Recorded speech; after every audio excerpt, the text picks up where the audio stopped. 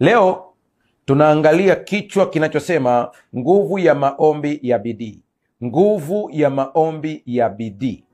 Neno la Kiingereza ambalo limetumika ni earnest prayer, na unapolitazama katika lugha ya Kiswahili tumeona ya kwamba lugha nzuri kabisa ni maombi ya bidii.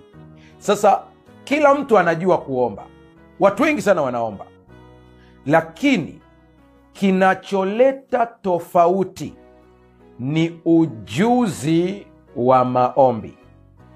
Nataka nirudie tena hii. Unaweza ukachukua bunduki hiyo hiyo ikiwa kwenye mikono ya mtoto, ikiwa kwenye mikono ya mgambo, ikiwa kwenye mikono ya mwanajeshi, bunduki hiyo hiyo utaona ya kwamba inatumika tofauti. Nilikuwa namwangalia mzee Yoweri Kaguta Museveni. Siku moja alikuwa anaonyesha vijana wa jeshi jinsi ambavyo ana uwezo mzuri tu wa kuiweka silaha sawasawa. Mzee alishika ile silaha, ukimwona tu alivyoshika ile bunduki unajua anaweza kutumia silaha. Ina maana kwamba umri wake ni mkubwa, lakini bado ana uwezo mzuri wa kuitumia silaha yake na kuishikilia vizuri kama inavyotakiwa. Vivyo hivyo maombi katika midomo na moyo wa mtu anayeyajua yana tofauti kubwa sana na maombi katika midomo na moyo wa mtu ambaye hajui yanafanyaje kazi. Kwa lugha nyingine, naweza kushawishika kusema ya kwamba kuna sayansi ya maombi. Hii ndiyo inafanya tuweze kuona tofauti kati ya mtu mmoja na mtu mwingine. Angalia vizuri kwenye kitabu cha Yakobo sura ya 5 fungu la 17.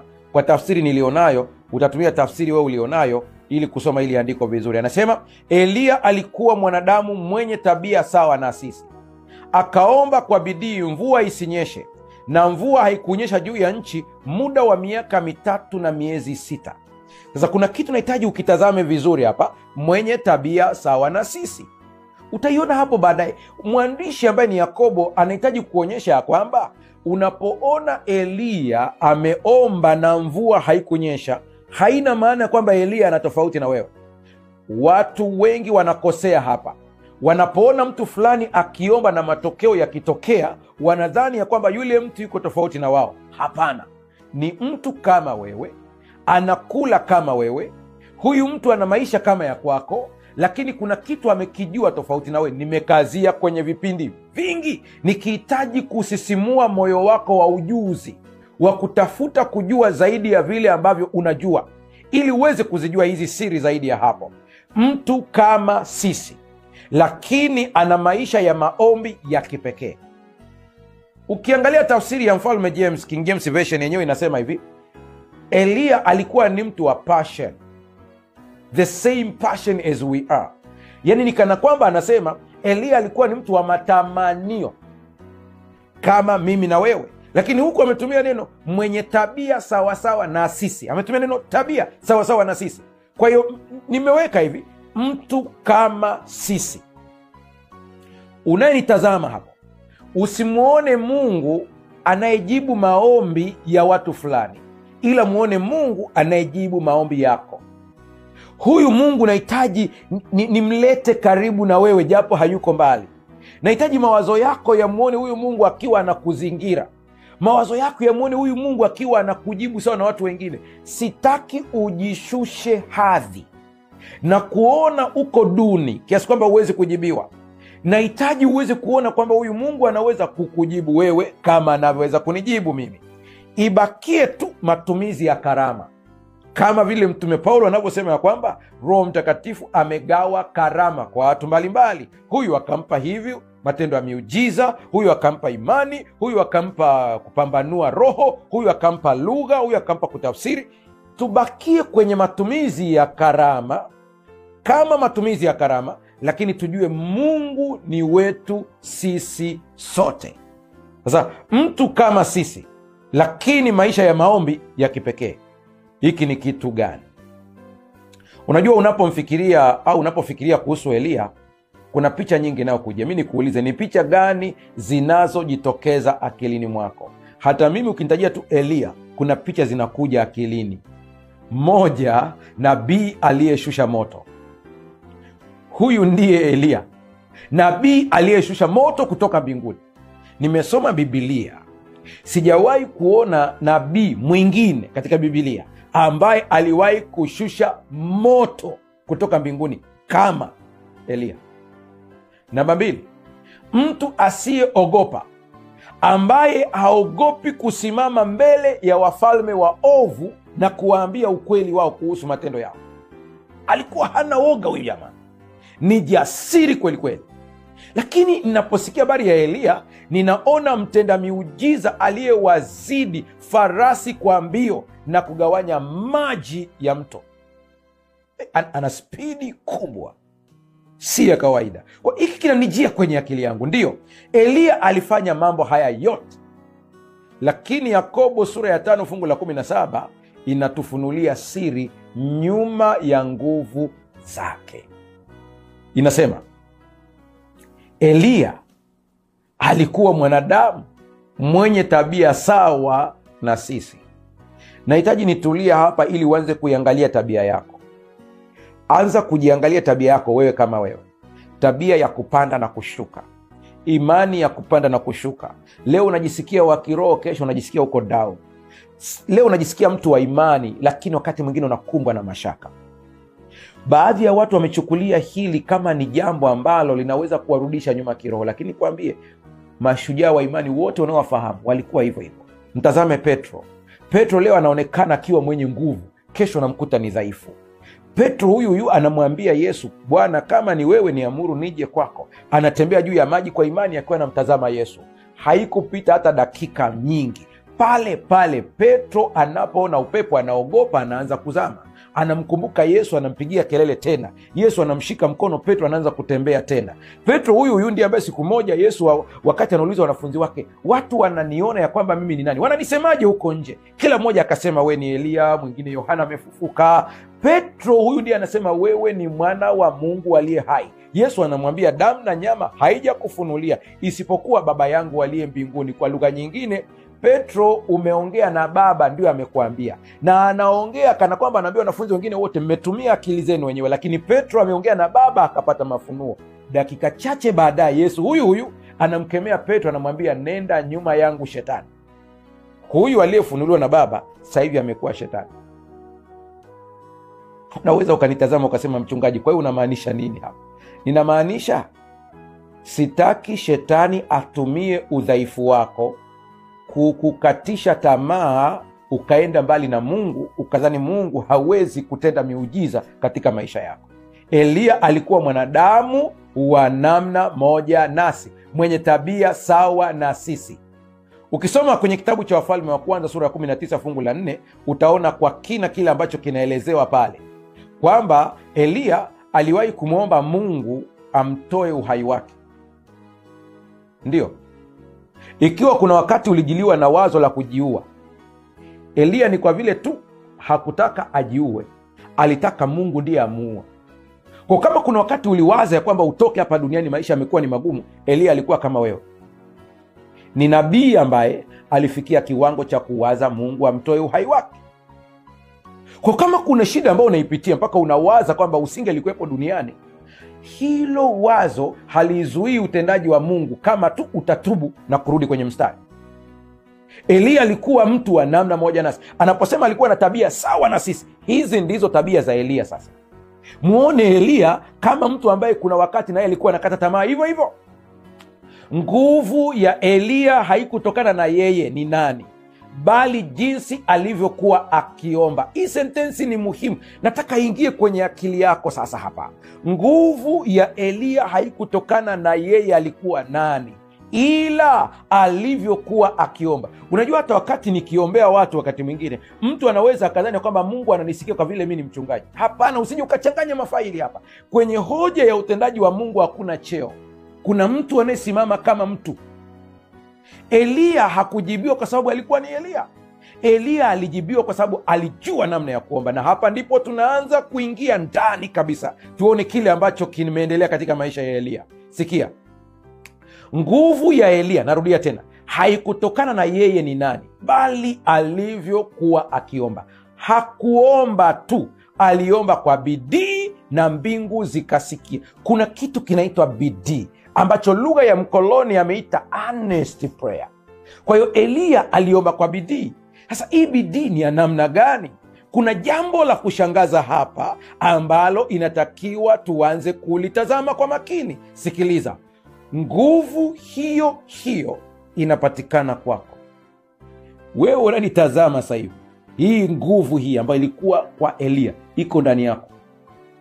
Umewahi kuona Yesu anawaambia watu, ufalme wa Mungu hauji kwa kuchunguza chunguza, bali ufalme wa Mungu uko ndani yenu? Na ili ujue kwamba anaongea mada tofauti. Kwa wengine akasema ufalme wa Mungu mkononi, anapoongea mada nyingine. Kwa hiyo utajiuliza maswali. Ufalme wa Mungu huu kuna sehemu anasema mkononi. Ufalme wa Mungu huu uko ndani yenu.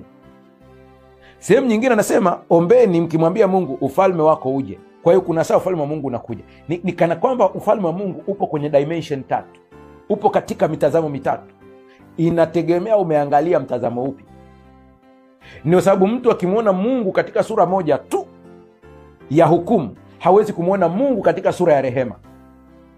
Hawezi kumwona Mungu katika sura ya tabibu, ambaye tabibu, mchungaji sijakuelewa hapa, tabibu anaweza kumtibu jambazi, lakini polisi hawezi. Hapa ndipo umuone Mungu katika sura zake zote. Kwa hiyo ukimchukulia Mungu katika sura moja tu, utajikuta kwamba kuna vitu na vikosa, maana una dimension moja ya Mungu. Ni Mungu ambaye ni tabibu, ni Mungu ambaye ni hakimu.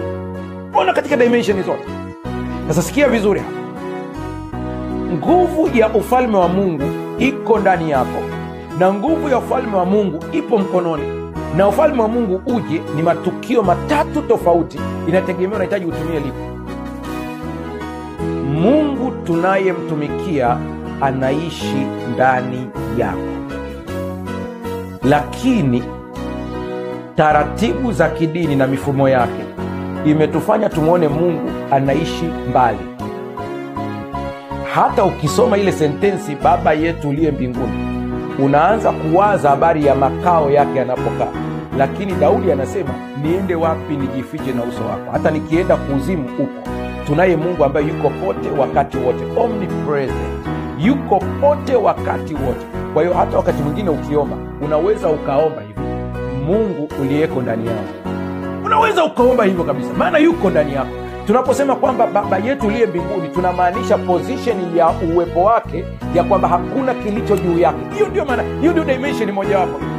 Kwa usitani kwamba ni position ya makao anapokaa, lakini ujue kwamba ni Mungu aliye juu ya yote. Ndio maana tunasema Baba yetu uliye mbinguni, lakini yuko ndani yako pia. Hili lazima ulibebe. Maisha ya maombi ya Eliya yalileta tofauti ya moto, mvua na ufufuo. Mungu atusaidie sana. Huhitaji cheo ili kujibiwa maombi. Huhitaji mimbari ili kujibiwa maombi. Unahitaji tu moyo wa bidii. Hiki kiweke kwenye ubongo wako. Bado. Huhitaji jengo la kanisa kujibiwa maombi. Hata kama pale unapoomba ni chini ya mti, ukiwa na bidii hii ya maombi unajibiwa. Unaweza ukageuza ofisi yako ikawa ni kanisa ndani ya dakika moja tu. Kitendo kinachohitajika ni kunia. Ukishanuia, ukiweka nia, panabadilika mazingira hayo. Narudia tena, huhitaji cheo, huhitaji eneo maalum, huhitaji mimbari, na hii itakutisha zaidi ambayo inafuata baada ya hapo. Huhitaji mtu kukuunganisha na Mungu. Unahitaji bidii na imani. Hasa kwa nini basi kuna wakati mwingine tunaenda kwa wachungaji kuombewa? Nimewambia ni kutafuta matumizi ya karama, sio kiunganishi. Wewe ni mtoto wa Mungu kama mimi. Amini hili, usije ukawa mtumwa. Kwa sababu bila kulielewa hili utakuwa mtumwa wa dini, mtumwa wa viongozi, mtumwa asiyejua kwamba naye ni mtoto wa Mungu ambaye anaweza kumwendea Mungu kama alivyo. Hakuna kinachokuzuia. Sikiliza tena. kama kuna kitu unakihitaji ili kuweza kuunganishwa na hewa unayopumua, basi kuna kitu unakihitaji ili kuweza kuunganishwa na Mungu. Najua hapa baadhi ya viongozi wa dini wanaweza kuchukia statement yangu kwa sababu inaondoa barrier. Inamfanya muumini atambue kwamba na yeye ni mtoto wa Mungu kama pastor alivyo. Na ili uweze kuvuna pesa kwa waumini, lazima uwaonyeshe ya kwamba hawawezi kumfikia Mungu isipokuwa apitie kwako. Hili ni kosa. Mungu ni roho, na wamwabuduo imewapasa kumwabudu katika roho na kweli. Mungu ni roho. Hapa nilipo napumua freely, sihitaji kitu kingine. Anayehitaji mashine ya kupumulia ni mgonjwa aliyo mahututi. Maadamu wewe uko hai kiroho, Mungu ni wako. Narudia tena, tunachohitaji ni karama alizoziweka Mungu kwa watu, lakini sio watu kutuunganisha na Mungu. Mungu ni wa kwako. Hata Yesu wakati anaondoka aliwaambia wanafunzi wake, siwaiti tena watumwa bali marafiki. Angalia kitabu cha Ibrania sura ya 2, kwa muda wako utaisoma. Yesu anataja sisi kwamba ni ndugu zake. Anasema hivyo haoni aibu kuwaita ndugu zake. Kwa hiyo Yesu ni ndugu wa kwako wewe. Na kama ni hivyo basi, alivyo Yesu ndivyo nilivyo. Na kama ni hivyo basi, Mungu anayempenda mwanae Yesu Kristo ananipenda na mimi kwa vile na mimi ni mtoto wa Mungu. Hili likiingia akilini mwako, ukaliweka kwa watoto wako nao wazaa, wakatambua hivi ndivyo ilivyo, utampenda Mungu kuliko hapo mwanzo, maana yupo karibu na wewe kuliko ulivyokuwa unawaza wewe. Kinachokufanya wewe umuone Mungu yuko mbali na wewe ni mawazo. Wanasaikolojia walifanya utafiti ufuatao.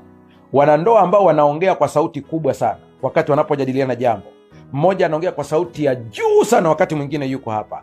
Walichunguza bongo zao, wakagundua kwamba ubongo wa huyu anayepiga kelele unamuona mwenza akiwa mbali ijapokuwa yupo karibu.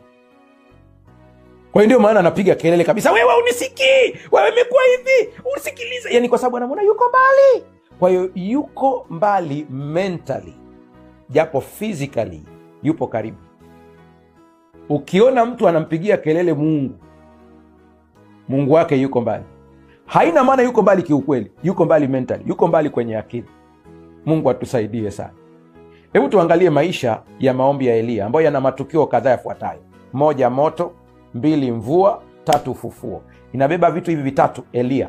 Vitu vitatu vipo kwa maisha yake yote, na stori zake zote zinabebwa na vitu hivi vitatu. Nimekuambia 1 ni moto, 2 ni mvua, 3 ufufuo. Kwa kuna vitu vinabebwa hapa, na hivi vyote vina mafunzo kwetu kiroho. Leo tuichunguze kwa kina maombi yaliyobadilisha hali ya hewa. Ndio sehemu ya kwanza hii. Yakobo 5:17 ndipo anasema, akaomba kwa bidii mvua isinyeshe, na mvua haikunyesha juu ya nchi muda wa miaka 3 na miezi 6. Kwa cha kwanza ni maombi yanayobadilisha hali ya hewa. Nini kilikuwa nyuma yake? Israeli ilikumbwa na tukio la kutisha sana. Mfalme Ahabu alimuoa mwanamke anaitwa Yezebeli. Yezebeli alikuwa ni mwabudu miungu na anatajwa pia mchawi katika lugha zote hizo. Yeye Yezebeli alikuwa na miungu ya kwao aliyoileta katika Israeli. Israeli ikabadilika kutoka kumwabudu Mungu mmoja ikawa inaabudu miungu mingi, na Ahabu alishiriki hadi kujenga mahekalu ya miungu hiyo. Mmoja ni mungu wa Ashtoreth ambaye tunamuita Ishta, mwingine alikuwa ni mungu ambaye anaitwa Marduk. Kulikuwa na miungu mingi, na mungu ambaye alikuwa anaabudiwa sana alikuwa anaitwa Baal. Baal alijizulia umaarufu kwa sababu aliaminika kwamba anaweza kuwasaidia watu kupata hali ya hewa nzuri ili mazao na ng'ombe waweze kuishi vizuri. Kwa ndio maarufu wa Baal. Ndio sababu Elia anapokuja anaibua hoja ya Mungu yupi anayeweza kujibu na kubadilisha hali ya hewa. Anapomleta Mungu wa mbinguni, muumba wa mbingu na nchi na bahari na vyote vilivyomo, hoja inakuja, ikiwa Baali ndiye mleta mvua tujue, ikiwa Mungu wa mbinguni ndiye mleta mvua tujue, tutajuaje sasa? Elia anasimama akimkemea Ahabu mwabudu miungu, akamwambia mvua haitanyesha. Ukisoma lile fungu la Elia wakati anapoongea, anaongea kama anaka kiburi fulani hivi, lakini usitafsiri katika lugha ya kiburi. Anasema hivi, mvua haitanyesha muda wa miaka 3.5 isipokuwa kwa neno langu. Anaposema neno langu, Elia ni mwakilishi wa Mungu kwa asilimia zote. Ni kana kwamba anamwambia Ahabu, tupime tuone yupi Mungu wa kuabudiwa. Elia akaondoka, mvua ikagoma. Hapa utajiuliza bidii iko wapi? Wale ambao wamefuatilia vizuri mafunzo ambayo nayatoa kupitia Mahubiri TV pamoja na Hope Channel, nimesema kuna maombi ya kutamka na kuna maombi ya upatanishi. Kuna maombi ya aina nyingi. Hapa Elia alitumia maombi ya kutamka. Yana nguvu kwa sababu anahitaji kumuinua Mungu halisi ajulikane. Nasema karama ya miujiza na maombezi sio kwa ajili ya entertainment. Yaani uweze tu kuamua kuitumia unavyopenda. Kwa vile Mungu amekupa karama ya miujiza, amekupa karama ya maajabu, unaanza tu kufika unakuta watu wamekaa wengi, unaambia nataka niwabadilishie maji mnywe juisi. Hiyo ni entertainment. Lakini lazima itumike kwenye matukio maalum ambayo yanaleta utukufu kwa Mungu. Ndio maana hapa unamsikia Elia anaongea kwa ujasiri, anamwambia Ahabu, mvua haitanyesha isipokuwa kwa neno langu. Na kweli mvua ikagoma, haikunyesha. Na ujue, relax kidogo hapo na nitazama. Ukiwaombea watu laana itawapata, ila na wewe utakula matokeo kwa saizi yako. Pastor, sasa hapo inakuwaje? Mvua ilipogoma, Elia na yeye alikosa chakula. Ikatokea tu Mungu akamuita kunguru, akaanza kumlisha mkate na nyama, protein na carbohydrates. Sayansi imeprove zikienda sambamba zinasaidia kiwango cha sukari kwenye mwili. Kumbe haya yote hapo kwenye Biblia. Lakini njaa ilipozidi, Ahabu akawa makini na mikate yake, kiasi kwamba kunguru naye akakosa hata mkate wa kumchukulia Elia. Ndipo Elia akachukuliwa akapelekwa moja kwa moja hadi kwa mwanamke mjane wa Sarepta. Mungu ni wa ajabu. Hakumpeleka Elia kwa watu wenye uwezo mkubwa, alimpeleka kwa mjane, ili kwa kitendo cha mjane kumlisha Elia, mjane naye abarikiwe. Angalia jinsi mambo ya Mungu yalivyo. Mjane anamlisha Elia na mjane naye anabarikiwa. Hatua kwa hatua mpaka ukame unaisha. Ukame unapoisha, Elia anarudi. Hebu sikia hapa. Mtu mmoja aliomba na mbingu zikafungwa. Kwa nini? Kwa sababu moyo wa Elia ulikuwa na mzigo juu ya dhambi za Israeli. Maombi yake yalikuwa jasiri, yenye imani, na yalikubaliana na mbingu. Yalienda sambamba, aligned. Tunafanya wheel alignment kwenye magari. Gari ambayo haijafanyiwa wheel alignment, unaona jinsi inavyoenda. Ikifanywa wheel alignment, safi kabisa, inaenda vizuri kabisa. Maombi vivyo hivyo yanatakiwa yaende sambamba na Mungu. Motive ya kile unachokiomba iwe ni utukufu kwa Mungu na kuleta baraka kwa wengine. Na hii ni mwapigia kelele watu wengi ambao wanaomba kwa ajili ya baraka za kiuchumi. Lengo lako ni nini? Show off, au ni ili uweze kubarikiwa na uweze kubariki wengine? Na utakapobarikiwa lazima imani yako itapimwa. Baada ya kupata zile baraka, unabariki wengine au unajibariki wewe mwenyewe? Elia aliomba na ikatokea mvua ikagoma kabisa kabisa. Jambo la pili muhimu, maombi yaliyoleta moto kutoka mbinguni. Kumbuka, ya kwanza yalibadilisha hali ya hewa. Tunaye Mungu ambaye anaweza kubadilisha hali ya hewa ya ndoa yako. Tunaye Mungu anayeweza kubadilisha hali ya hewa pale kazini kwako. Tunaye Mungu anayeweza kubadilisha hali ya hewa katika uchumi wako. Tunaye Mungu anaweza kubadilisha hali ya hewa katika afya yako. Huyu ndiye Mungu tunayemtumikia. Lakini kabla ya kuomba hali ya hewa ibadilishwe, lengo lake ni nini? Ni jambo la msingi sana. Elia aliyomaliza zoezi la kwanza, miaka 3.5 imeisha, akarudi. na anaporudi anakutana na mtu mmoja anaitwa Obadia. Obadia alikuwa ni mtu katika serikali ya Ahabu. Pamoja na mauchafu yote ya Ahabu aliyofanya, Obadia alikuwa ni mcha Mungu, mcha Mungu wa pekee sana. Unajua, wakati huyu Ahabu ameua manabii wa Mungu, Obadia aliwachukua manabii takribani 70, akawaficha kwenye mapango, akawa anapelekea chakula kwa siri. Kila wakati anapeleka kwa siri wale na maji, huku Ahabu anatafuta wako wapi manabii wa Mungu ni wamalize. Obadia aliwaficha. Katika kila serikali kuna wacha Mungu wako hapo. Nenda ukaangalie wakati wa serikali ya Babeli, walikuwepo akina Shadraka, Meshaki na Abednego. Nenda ukaangalia wakati wa serikali ya kule Misri, Farao akitawala, walikuwepo akina Yusufu. Laiti viongozi wa serikali wangelijua kuna baadhi ya mambo yanaenda vizuri kwao, sio kwa sababu yao, ila kuna wacha Mungu wachache wanaoomba, wapo katika ofisi fulani, wapo mahala fulani, hawa ndio wanaoshikilia ofisi yako. Ukijua hili, wewe ambao umepewa madaraka na cheo, utaheshimu wafanyakazi walioko chini yako ambao wanakuomba ruhusa ya kwenda kuabudu. Yako baadhi ya mambo hayakupati kwa sababu yao. Obadia alipokutana na Eliya, Eliya akamwambia, nenda ukamwambia Ahabu umeniona. Siwezi kusahau maneno ya Obadia, yapo akilini mwangu mpaka leo. Akamwambia Eliya, mtumishi wako, yani kana kwamba anambia, nimekosa nini? Mbona unaniingiza kwenye matatizo? Na anamsimulia, anamwambia, hakuna ufalme hapa ambapo Ahabu hakutuma watu kukutafuta.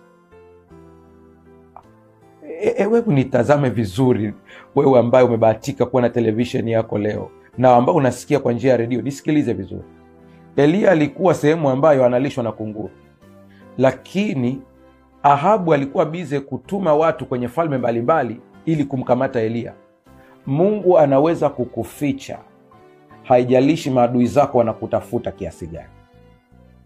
Eliya akaingia kwa nyumba ya mjane, na kuna uwezekano mkubwa hata pale alipokuwa Sarepta walituma wajumbe kumtafuta, lakini hawakuingia katika nyumba ya mjane, maana hakuna mtu ambaye aliwaza kwamba Eliya anaweza kuishi kwenye nyumba ya mjane. Huyu ndiye Mungu tunayemtumikia. Kuna wakati Mungu anaweza akaruhusu utolewe kwenye madaraka, sio kwa sababu anakuchukia, ila ni ili akufiche.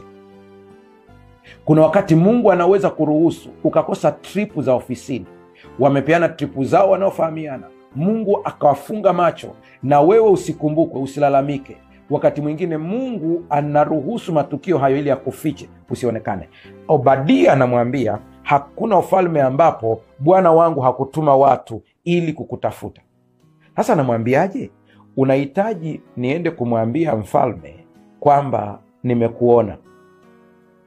Baada ya hapo, alafu anasema baada ya hapo Roho wa Bwana akutwae, akiniuliza yuko wapi, tukija kukuangalia umetwaliwa. Si unataka kifo? Hajajibu sawasawa, anamwambia, mtumishi wa Mungu, huenda tu umesahau, ngoja nikuambie. Wakati Ahabu anaua manabii, mimi nimewaficha 70 pangoni. Unaweza usinielewe kwamba hivi anamaanisha nini. Anataka kusema hivi, nimetenda mema kwa watumishi wa Mungu, sistahili adhabu ya kukatwa kichwa. Maana nikienda kutoa taarifa alafu Mungu akutwae. Ndipo akamwambia, usiogope, sitatwaliwa, nenda ukamwambie. Akaenda akamwambia. Ahabu naye akahitaji akutane na Eliya. Wanapokutana uso kwa uso, kumbuka wamepoteana takriban miaka 3.5. Ukame umepiga nchi, ng'ombe wamekufa, kila kitu kimeharibika. Wanakutana uso kwa uso. Ahabu anamwambia Eliya, wewe ndiye mtaabishaji wa Israeli. Eliya naye anamwambia, ni wewe. Kila mmoja anamrushia mwenzake maneno. Napenda maneno ya Eliya, simple. Anasema, tusihangaike sana, twendeni katika mlima Karmeli. Weka sadaka yako na manabii wako. Manabii wako ni zaidi ya 300. Mimi niko peke yangu tu ambaye namwabudu Mungu, muumbaji wa mbingu na nchi na bahari na vyote vilivyo.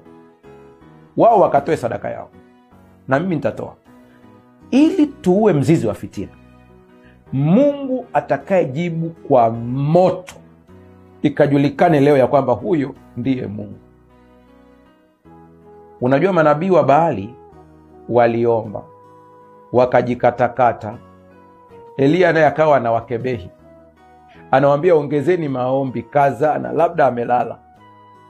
Alafu baadaye wanakazana, mwisho anaambia kazaneni, huenda labda ameenda mahala fulani safarini. Hey, nisikilize hapa. Unapomuomba Mungu kwa kujitesa na kuhangaika, unamweka Mungu kwenye kundi moja na Baali, ya kwamba ni Mungu ambaye masikio yake ni mazito, kwa inabidi upige kelele sana ili aweze kukusikia. Hapana, Mungu wetu hayuko hivyo. Ukielewa ya kwamba Mungu yupo karibu na wewe, hata staili yako ya maombi itabadilika. Ukielewa Mungu yuko ndani yako, hata namna unavyoongea, lugha yako ya maombi itabadilika. Walivyoshindwa kabisa, Elia akasema, akajenga madhabahu ya Mungu aliye hai, akaweka yule mnyama, ile nyama iliyoandaliwa kwa ajili ya sadaka ikawekwa juu pale. Alafu Elia akaomba ombi. Nataka uangalie hili ombi lake, na nilisoma kwenye kitabu cha Wafalme wa Kwanza sura ya 18:37. Ingekuwa ni wewe ndio umepewa hiyo nafasi, ungepiga maombi hapo ya robo saa nzima, ili tu kueleza Mungu, sasa wamekutukana baba, unajua hata wameabudu miungu mingine leo. Simple, angalia ile ombi. Anasema, unisikie Bwana, unisikie, ili watu hao wajue ya kuwa wewe Bwana ndiwe Mungu. Ombi moja fupi lenye nguvu. Hakukuwa na maigizo, hakukuwa na drama. Ni moyo uliounganishwa na mbingu. Naonaga kwenye mitandao wakati mwingine watu wanaomba mpaka staili, yani mpaka sauti inabadilika ya maombi. Yani Mungu anayekujibu kwa sababu eti umebana koo. Mungu gani huyo? Mungu anayekujibu kwa sababu eti umehangaika sana na mpaka umetoa jasho. Mungu gani huyo? Sikiliza, mimi namwamini Mungu ambaye ninaweza nikaongea maada moyo wangu umeunganishwa na yeye. Simple, Mungu anaweza akasikia. Changamoto yetu kubwa tulio nayo ni mgogoro wa imani. Tuna shida katika hoja ya imani, mpaka unawaza hivi tunaenda wapi? Ellen White ametaja vizuri, nafikiri tulinukuu kitabu, anasema, ninaogopa sana nikiona jinsi ambavyo watu hawajui somo la imani. Naona makanisani tunafanya maombi hapa kwenye television, watu wanapokea miujiza yao, watu wanapona, watu wana comment. Lakini nikiwa kwenye kanisa, ninaweza nikafanya maombi mle ndani na nikawaambia watu, amini, baada ya hapa usimtafute mchungaji. Ninamaliza maombi, nikitoka nje mtu ananifuata, nina jambo langu. Na tumeongea humo ndani kabisa kwamba amini imekuwa. Mgogoro uko wapi? Yani kuna mtu haamini mpaka aguswe na pasta. Mungu atusaidie sana. Hebu fikiria, alipotamka maneno haya tu, moto ukashuka straight. Unajua ile madhabahu ilivyotengenezwa, si madhabahu tu, waliweka nyama juu, wakajaza na maji. Unajua kwa nini ajaze maji? Anajaza maji ili wasije wakasingizia kwamba alitega baruti. Kuna wakati mwingine Mungu anaacha mambo yako mpaka yaharibike kabisa. Sio kwamba haoni, ni ili akitenda muujiza ijulikane ni yeye. Usishangae kuna watu walikuahidi kukuconnect kwenye kazi, ukipiga simu hawapokei, ukituma message hawajibu. Kuna watu walikuahidi kukupa mtaji, utawatafuta hakuna chochote. Usianze kulalamika, mshukuru Mungu. Kuna wakati madhabahu inabidi imwagiwe maji ya kutosha, ili moto ukishuka usije ukasingizia wale watu. Acha Mungu akutendee muujiza ili usije ukatukuza watu, umtukuze yeye. Moto uliposhuka tu pop, ukailamba ile sadaka yote na mpaka maji yote yakamalizwa. Lakini mgogoro uko wapi? Anasema aliomba kwa bidii. Mbona hatumuoni akihangaika sana Elia? Hii bidii yake iko wapi? Relax, tunaenda kuiangalia huko mbele vizuri. Wakawaua manabii wote wa Baali waliokuwepo pale, na hakuna aliyetoroka hata mmoja. Namba 3, maombi yaliyoleta mvua. Hapa ndipo nataka uone Elia alivyokuwa. Huko nyuma tulipewa summary kidogo kidogo, hapa tunaanza kuona kwa kina sasa, ili uweze kulinganisha na maombi yako jinsi yalivyokuwa. Maombi yaliyoleta mvua, maombi yaliyoleta matokeo. Maombi ya kwanza yamezuia mvua, maombi ya pili yameleta moto, maombi ya tatu yanaleta mvua.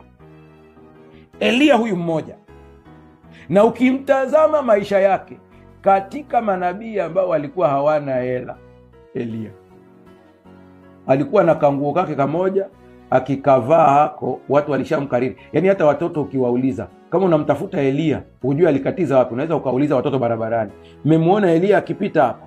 Alafu anakuambia hapana, tujamuona. Unauliza mlimuona babu mmoja amepita hapa na kakoti ka blue? Wanakwambia ndio, amekaririwa. Ndio maana hata wakati anaenda mbinguni Elisha akamwambia ninaomba roho yako, lakini mara mbili, maradufu. Lakini ndani yake alikuwa na nguvu ya maombi isiyo ya kawaida. Sasa sikia hapa sasa. Wafalme wa kwanza sura ya 18 fungu la 42. Akaenda juu ya mlima Karmeli, akainama chini, akaweka uso wake kati ya magoti yake. Ninasoma watu wakiwa na sujudu, lakini sijawahi kuona design hii. Kwa watu wakisujudu wanasujudu kifudifudi au kifulifuli, uso unashika ardhi. Lakini hii anasema uso wake ulikuwa kati ya magoti yake, ishara ya unyenyekevu wa pekee sana. Na nilijua kwamba aliomba mara moja, lakini ukiangalia vizuri utaona mambo ya ajabu. Aliomba si mara moja bali mara 7. Nataka hapo utulize akili yako vizuri, ufuatilie kwa umakini. Usikariri mfumo wa maombi. Muulize Roho Mtakatifu akuelekeze kwa jambo hili unatakiwa uombe namna gani. Hata Yesu wakati anaponya watu hakutumia staili moja ya uponyaji. Kipofu wa kwanza anamshika macho tu anaona. Kipofu mwingine anatema mate, anakoroga, anampaka, anamwambia nenda ukanawe katika birika la Siloamu. Kipofu mwingine anamtoa mbali na watu, na yeye anamgusa, anamwambia waona nini? Anasema naona watu kama miti. Anamgusa mara ya pili. Sasa usije ukakariri kwamba maombi haya nitakuwa niongee mara moja tu imeisha. Kuna ya kuongea mara moja inaisha, kuna mengine unarudia. Ile kurudia haina maana kwamba majibu hayapo, ila ni kuongeza bidii ya kuvuta kile unachokihitaji. Roho Mtakatifu akusaidie uweze kuelewa hili. Alipokuwa pale kwenye mlima anaomba mvua ije, kuzuia mvua aliongea mara moja, kuleta mvua anaomba mara 7. Hebu anza kufikiria tu hicho kitu hicho. Wakati wa kwanza mara moja, usikariri. Sasa wakati anapoomba hii awamu nyingine, kitu ambacho kinanishangaza sana, yuko na mtumishi wake ambaye huwa hatajwi sana. Hatajwi, maana hata kurithishwa unabii ilishindikana, ikabidi apewe Elisha. Unajua watumishi wa viongozi hao mara nyingi ilikuwa wanatarajiwa kushika mikoba yao, lakini mtumishi alifeli kabisa. Wakati anaomba akamwambia mtumishi wake, nenda ukaangalie kama wingu limeanza, maana ili mvua ije lazima pawe na wingu. Akarudi akamwambia hamna kitu. Akarudi mara ya pili asema hamna kitu. Sio kwamba kulikuwa hamna kitu. Hapa naomba Mungu akusaidie uweze kuelewa hii sentensi vizuri. Sio kwamba kulikuwa hakuna kitu. Hapana. Ni kwa sababu kulikuwa kuna wingu dogo. Wafalme wa kwanza 18:44. Tazama wingu dogo linatokea baharini. Tatizo ilikuwa ni saizi ya wingu. Ili mvua inyeshe ni lazima aweze kuona wingu kubwa, lakini awamu hii wingu ni dogo. Kwa lugha nyingine, kuna watu Mungu ameanza kujibu maombi yenu, lakini kwa vile mliyaona kwa udogo, hukuongea lugha ya imani, uliongea lugha ya mashaka, ukadhoofisha nguvu ya majibu. Maana umeomba Mungu akuponye ugonjwa, akaanza kukuponya, lakini ulichokuwa unajibu ni kwamba kwa kweli bado, maana mgongo bado unauma. Wakati mgogoro ulikuwa ni mwili mzima, badala ya kukiri uponyaji wa sehemu iliyoanza, unaongelea sehemu iliyobakia ambayo haijaponywa. Unaharibu nguvu ya majibu. Eliya anaomba mara ya kwanza, anamuuliza Bwana, anaona kwamba hakuna kitu.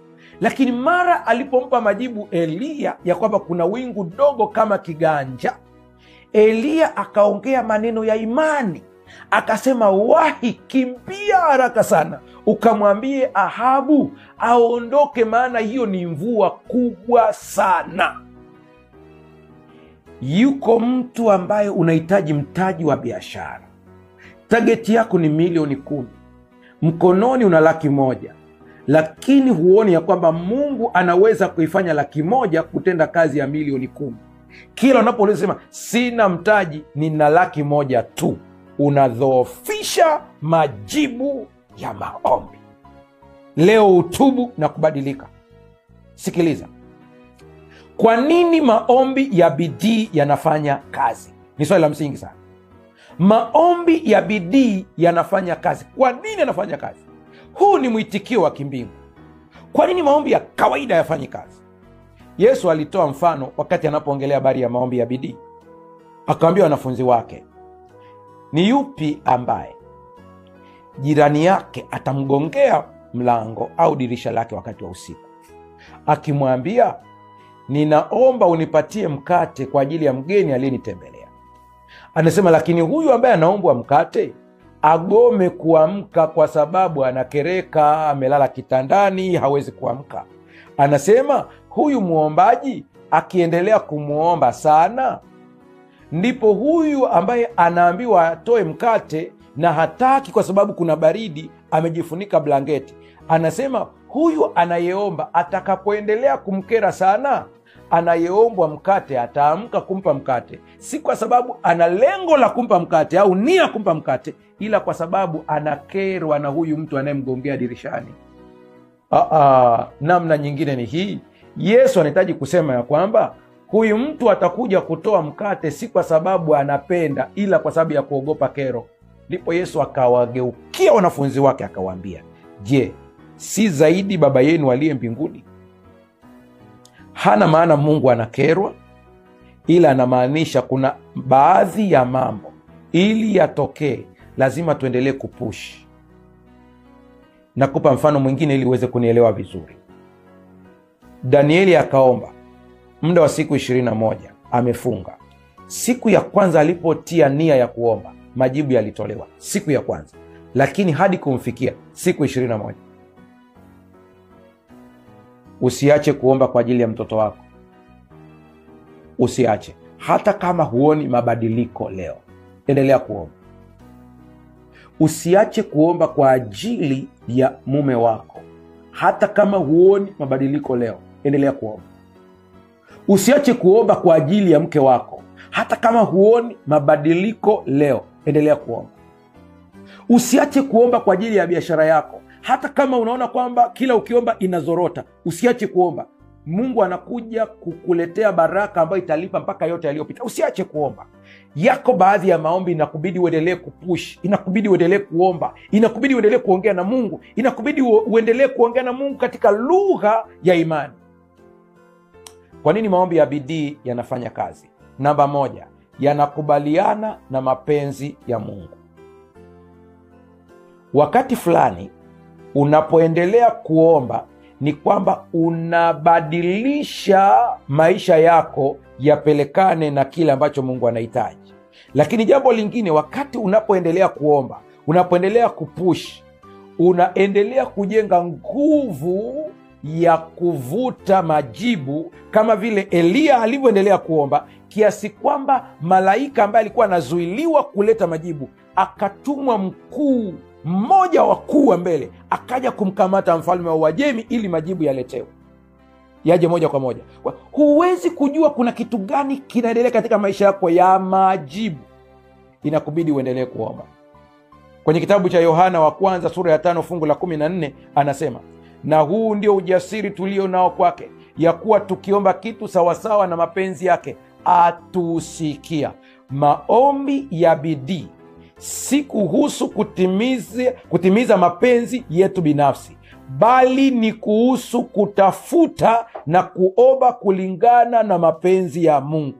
Tunapolingana na mapenzi yake, tunakuwa na uhakika kwamba anatusikia na anatujibu maombi yetu. Kwa hiyo wakati mwingine unapoendelea kurudia kuomba, unapoendelea kumwomba Mungu, si kana kwamba wewe unalazimisha. Ina maana ya kwamba unabadilishwa ulingane na mapenzi yake. Namba 2, yanashirikisha moyo wote. Unajua, wakati fulani tumeangalia andiko linasema wawili wenu wanapokubaliana jambo watatendewa. Lile andiko tumelitafsiri tukiwa tunamaanisha kwamba watu wawili, lakini lina maana zaidi ya moja. Moja ya maana yake ni hii: wawili wenu. Wawili wenu, akili yako ikikubaliana na moyo. Mchungaji, bado hapo sijakuelewa. Yesu akawaambia, amin amin nawaambia, yeyote atakayeuambia mlima huu ng'oka. Kutamka inabidi akili ndio ikomani mdomo kutamka. Yeyote atakayeuambia mlima huu ng'oka, wala asione shaka nafsini mwake, ila ayaamini ya kwamba ayaombayo yametukia, yatakuwa yake. Kumbe maombi ya bidii yanatusaidia sisi kushirikisha moyo. Moyo maana yake ni kufurahia na kukiona kile ambacho kimetendeka tayari kwa njia ya imani, hata kama macho na reason yetu haioni. Yeremia 29 fungu la 13 anasema, nanyi mtanitafuta na kuniona mtakaponitafuta kwa moyo wenu wote. Mtu anayefanya jambo kwa moyo ni mtu ambaye hakati tamaa. Nini kinakufanya usikate tamaa? Kuna namna unaliona jambo tofauti na watu wengine jinsi ambavyo wanaona. Ukiomba kwa moyo usiokata tamaa, matokeo yanakuja. Mungu anajibu wale wanaomtafuta kwa moyo wao wote. Maombi ya bidii yanahitaji kujitolea kikamilifu bila kushikilia chochote cha nyuma. Hapa ndipo kuna pointi muhimu sana. Kuna mtu anakuambia, lakini nimeomba sana sikuona matokeo. Unaongea story. Lakini kuna wakati nilimwambia sikuona matokeo. Unaongea story. Ongea sasa, ona kwa imani. Namba 3, kwa nini maombi ya bidii yana matokeo? Namba 3, yanaachilia nguvu ya Mungu. Mathayo 17:20, Yesu akawaambia, kwa sababu ya upungufu wa imani yenu, kwa maana amin nawaambia, mkiwa na imani kiasi cha punje ya haradali, mtauambia mlima huu, ondoka hapa uende kule, na utaondoka, wala halitakuwako neno lisilowezekana kwenu. Kumbe mgogoro ni imani. Imani ni nini? Ni kuona mambo yasiyokuwepo kana kwamba yako tayari. Maombi ya bidii yanashirikisha macho ya rohoni kuona mambo ambayo hayaja kuwepo kana kwamba yako tayari. Maombi ya bidii yanafungua milango ya miujiza na uwezekano usio na kikomo, kwa sababu yanatuunganisha na nguvu za Mungu zisizo na mipaka. Nimeongea kwa herufi kubwa ili iingie akilini mwako vizuri. Nguvu za Mungu zisizo na mipaka. Unanitazama, umeambiwa kwamba una saratani na huwezi kupona. Nguvu za Mungu hazina mipaka. Unanitazama na umefukuzwa kazi na hakuna namna ya kurudi tena. Nguvu za Mungu hazina mipaka. Unanitazama na tumbo lako limefungwa na umeambiwa huwezi kupata mtoto tena. Nguvu za Mungu hazina mipaka. Unanitazama na una urahibu wa mambo ambayo umejaribu kuiacha imeshindikana na umejiona kabisa uwezi. Nguvu za Mungu na kuambia hazina mipaka. Mungu anaweza akatenda zaidi ya vile ambavyo unatarajia wewe. Mungu atusaidie sana. Kitabu cha Njia Salama ukurasa wa 94 paragrafu ya 2 kile cha Kiingereza anasema, maombi ya bidii ya imani yataileta roho katika mawasiliano na nguvu za mbinguni. Maombi ya bidii sio lele mama, sio maombi ya kugusa kwa kujaribu tu, sio maombi ya mtu ambaye anasema ngoja nione kama itatokea. Maombi ya bidii, Maombi ya bidii ni maombi ambayo unaomba ukiamini ya kwamba Mungu anakutendea bila kukata tamaa. Nimesema kuna ambao utatamka mara moja itatokea, kuna mengine itabidi urudie mara kadhaa. Elia aliomba mara 7. Wewe umeomba kidogo tu umekata tamaa? Hapana, wakati mwingine endelea, na utasikia Roho wa Mungu anakuongelesha ndani kabisa ya kwamba endelea kuomba, endelea kuomba, endelea kuomba. Bidii yako inakuunganisha na nguvu za Mungu zisizoonekana. Tunapokaribia kufunga kipindi chetu, natamani uweze kuona ni kitu gani ambacho kinazuia maombi ya bidii. Maombi ya bidii yana mambo ambayo yanaweza kuyazuia pia. Ni yapi? Umekumbuka kwamba wakati Danieli anaomba, aliungama dhambi yake na dhambi ya taifa lake. Namba 1, kitu ambacho kinazuia maombi ni dhambi inayofahamika isiyoungamwa. Hii zingatia vizuri kabisa. Dhambi inayofahamika isiyoungamwa. Tunatenda dhambi ambazo hatuzijui. Hiyo huwezi kuhukumiwa katika hilo. Sina maana kwamba huwezi kuhukumiwa mbele za Mungu, lakini namaanisha kwamba huwezi kuhukumiwa na kuzuiliwa maombi yako kwa sababu ya dhambi usiyoifahamu. Neema ya Mungu inakukava. Lakini dhambi ambayo unaifahamu na unakataa kuiungama inazuia maombi yako. Zaburi 66 fungu la 18, kama ningaliwaza maovu moyoni mwangu, Bwana asingesikia. Daudi hana maana kwamba hajawahi kutenda dhambi, ila anamaanisha kwamba kila dhambi ambayo anaifahamu aliungama. Ni dhambi gani ambayo bado inakusumbua wewe? Ungama mbele za Mungu. Dhambi iliyofichwa au isiyokiriwa inaweza kuwa kizuizi kikubwa kwa maombi yetu. Ni muhimu kuungama dhambi zetu na kutubu ili maombi yetu yasikilizwe. Namba 2, mashaka. Yakobo 1:7, mtu wa namna hii asidhani ya kuwa atapokea kitu kwa Bwana. Ni mtu ambaye ana moyo wa kusitasita. Imani ni msingi wa maombi ya bidii. Tunapokuwa na mashaka, tunazuia uwezo wa Mungu kufanya kazi katika maisha yetu kupitia maombi. Hata Yesu kule Nazareti kijijini kwao alitenda ishara chache na miujiza michache kwa sababu ya kutokuamini kwao. Namba 3, kiburi. Yakobo 4:6, Mungu huwapinga wenye kiburi, lakini huwapa wanyenyekevu neema. Kiburi kinazuia majibu ya maombi kabisa kabisa. Namba 4, kutokutulia. Kutokutulia, wengine wameita usumbufu, lakini kutokutulia. Zaburi 46 fungu la 10, tulieni mjue ya kuwa mimi ni Mungu. Umeomba huku unapaparika, mara huko kule, mara huko hapa. Kuna mtu mmoja akasema umehama madhabahu kiasi kwamba hata Mungu anashindwa kujibia kwenye madhabahu ipi. Mara huko huku, mara umeenda kwa waganga, mara unahangaika kutafuta msaada kule. Tulia, acha Mungu atende mambo yake. Namba 5, mahusiano yaliyovunjika na watu wa karibu na wewe. Mathayo 5:24, uende kwanza upatane na ndugu yako. Ukiwa unaombea jambo zito kabisa na ukakumbushwa kwamba kuna ndugu yako ambao hamjapatana, nenda mkapatane naye. Wanandoa, Mungu anasema enyi waume kaeni na wake zenu kwa akili ili kuomba kwenu kusizuiliwe. Kwa kila mmoja unaona na changamoto yake. Mungu akusaidie sana ili uweze kujua hizi hatua na kuzifanyia kazi. Namba yetu inapita hapo katika televisheni yako.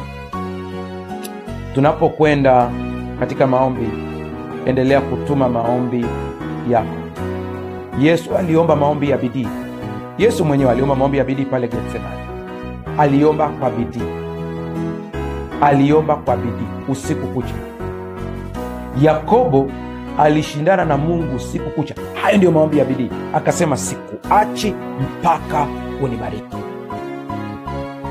Hana aliomba hivyo hivyo, maombi kwa bidii kabisa. Akaomba kwa bidii kabisa Hana, na akapata mtoto. Danieli naye ni vivyo hivyo, maombi ya bidii. Ukiona hii mifano na ikusaidie kujua hata wewe Mungu anakwenda kujibu. Tunakwenda kuomba sasa. Mungu akusaidie sana. Mimi sijui unapitia jambo gani. Fumba macho yako hapo ulipo, mazingira uliopo, kaa mkao wa maombi na Bwana anakwenda kutenda. Tuombe. Baba, katika jina la Yesu, ninakushukuru sana kwa sababu ya neema na upendo wako. Mtazamaji na msikilizaji analeta haja zake katika mikono yako. Wengine wanachati wakituma jumbe zao katika YouTube. Naomba ukapate kumgusa kila mmoja. Kuna mtu ameombea jambo mpaka amekata tamaa. Naomba ukapate kumtendea kuanzia leo. Mpe moyo wa maombi, mpe moyo wa bidii. Anayeumwa akapokea uponyaji. Ambaye ana changamoto katika masuala ya ajira ukapate kumfungulia milango. Ambaye ana changamoto katika ndoa yake ukamtendee. Ambaye ana changamoto ya ada ukamfungulie milango. Kila mmoja tukapokee shuhuda nyingi za matendo makuu ambayo umetenda. Kwa jina la Yesu tumeomba na kuamini, amen. Mpendwa mtazamaji, kumbuka utashiriki huduma hii kwa kutuma somo hili, share kwenye magrupu, tuma linki, waambie wengine habari ya somo hili. Wanapofunguliwa wengine, nawe pia unafunguliwa. Mungu akubariki sana. Endelea kutuma jumbe kwa watu wengi. Bwana akubariki.